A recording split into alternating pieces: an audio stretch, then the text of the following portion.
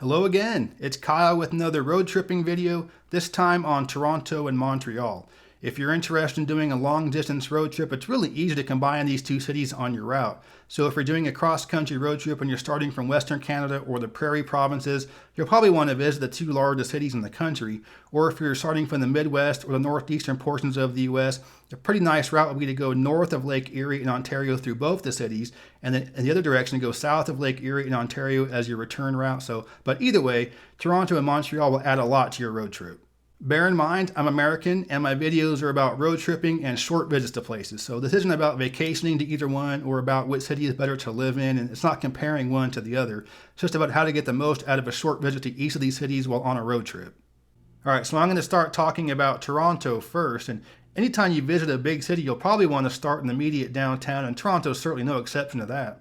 It has a very vibrant downtown, there's a lot going on, and there are many different parts of downtown you're going to want to see.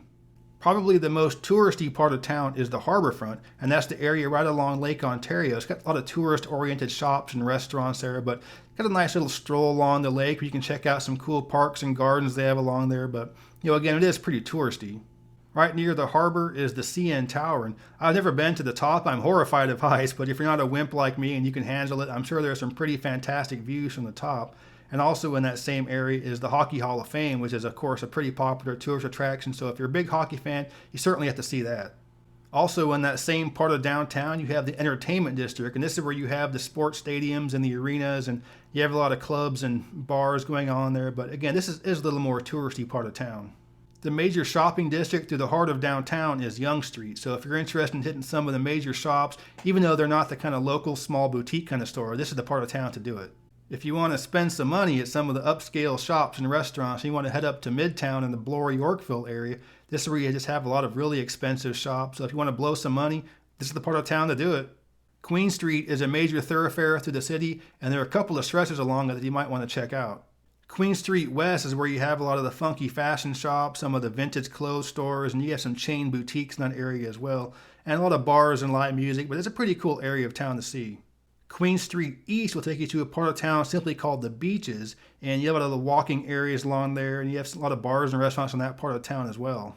There are also a couple of hipster part of towns if you're into that. One area is called the Annex. This is the part of town near the University of Toronto, and you get some, funky hip shops, and you get some, hipster restaurants and bars. So if that's your scene, that's one of the parts of town to do it. There's also a part of town called Leslieville, and it's also kind of hipster. You got some bistros and some funky shops there, but it's not quite as heavily visited as the other hipster parts of town. And in that same area, you have a part of town called Little India, and the Gerard India Bazaar is a really cool spot to visit, some nice shops and restaurants and stuff. So that's a little bit off the tourist trail, but worth seeing. But overall, Toronto's a great place to visit, and there are plenty of things to see in town. And if you're on a road trip, you're probably not going to have more than a day or two to spend in each of these cities, and there's certainly more than enough to keep you busy for that period of time. Right now, Toronto is undergoing a huge makeover. There are going to be a lot of changes to the city in the coming years. Right now, there are a ton of skyscrapers under construction. I think there are more skyscrapers under construction in Toronto than anywhere else on Earth.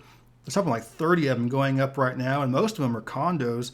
And there's a lot of people that are moving to the immediate downtown. And with so many more folks living downtown, there'll be more people walking and less cars. So they're actually narrowing streets and adding bike lanes and wider sidewalks kind of things to make it more accessible to the people that are living downtown.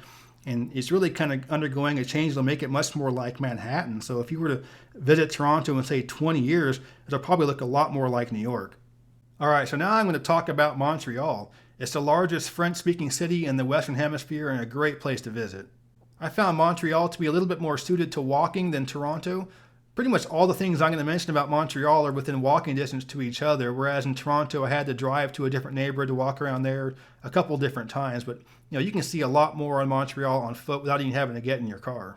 The most touristy part of town is Old Montreal, or the Old Port, and this is where, of course, you have the old part of town. You have a lot of beautiful old buildings, some cobblestone streets, and from the late spring to the early fall it's closed off to cars, so it's really good for walking around. In the same area is the Cathedral of Notre Dame, or as Americans pronounce it, Notre Dame. And it's a beautiful old building. You'll see people around there taking pictures, but you're really not going to get much more out of it than just taking a few pictures. Rue St. Catherine is to Montreal what Yonge Street is to Toronto. It's the major shopping street, but it's mostly big chain kind of stores, not really many of the local boutiques. If you want to hit the expensive and upscale shops and restaurants, and head over to Avenue Laurier in the Outremont district, which is right at the foot of Mount Royal. So looking to blow a lot of money, that's the part of town to do it. The name Montreal is French for Mount Royal, which is the name of the mountain that overlooks downtown. And if you ever see pictures of the downtown skyline from higher up, it's probably going to be from the top of Mount Royal. There's a bunch of stairs you have to climb to get to the top, and if you're like me, your thighs are going to be burning by the time you get up there, but it's certainly worth it. There's a lot of nice walking and hiking trails up at the top. You get some really nice views of the city from all around. For the hipster scene, you want to check out the Mile End District or the Plateau, and I'm no hipster, but I do like those parts of town a lot because they tend to have some of the best restaurants and bars and some of the funky shops. So even if you're not a hipster, you want to check out the scene going on in that part of town. My personal favorite street for walking around there was Boulevard Saint Laurent, and that's where you have a lot of this really cool shops, boutiques, nothing that was chain, some nice little cafes and stuff, but you can stick your head into all different kinds of shops. You never know what you're going to find. A lot of cool murals around there as well, just a really artsy part of town, just somewhere that I really enjoyed walking around. Right next to there is a part of town called the Village, which is another pretty neat part of town. It's pretty well known for having a large gay community that lives there, so if you're familiar with San Francisco and the Castro district, this is the equivalent part of town for Montreal. And you definitely don't have to be gay to check out some of the local shops and cafes, and there's some good ones there, but the bars and nightlife there do tend to attract a gay crowd. The most lively bar and nightlife scene is along Rue Crescent, or Crescent Street, and this is right near McGill University, so you have a lot of bars and clubs that are geared towards students, but you don't have to be a college student to hang out there. There are plenty of old folks like me, so if you want to get your party on, then that's the place to go. Another area that's undergoing a transformation from ghetto to trendy is a part of town called Little Burgundy. I don't think many tourists go to this part of town, and we were only over there to go to this restaurant called Joe Beef, and it's a pretty well-known restaurant. It's got some celebrity chefs, and it's well regarded as one of the best restaurants in the world, and it was very hard to get a table there. We had to reserve it for about a week in advance, and we were only able to get a table at 5:30 p.m.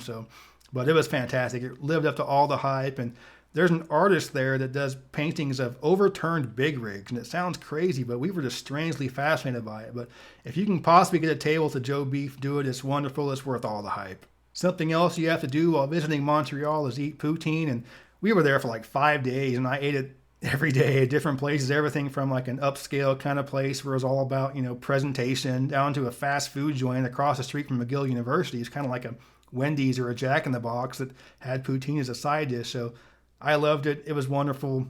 Definitely make sure you eat some while you're there. It's fantastic. Something else to note about Montreal is that you won't have to speak French at all to get around.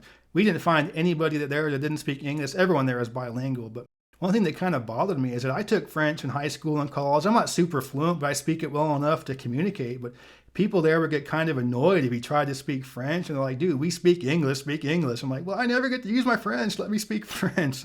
But you won't have to speak any French at all to get around Montreal easily. So that's my overview of the best places to see in Toronto and Montreal. They're fantastic. I love visiting both. They're two of my favorite cities in all of North America. So I do highly recommend stopping there, not just for Canadians, but Americans as well. I hope you found the information in this video useful. If you did, please give me a thumbs up to let me know you approve.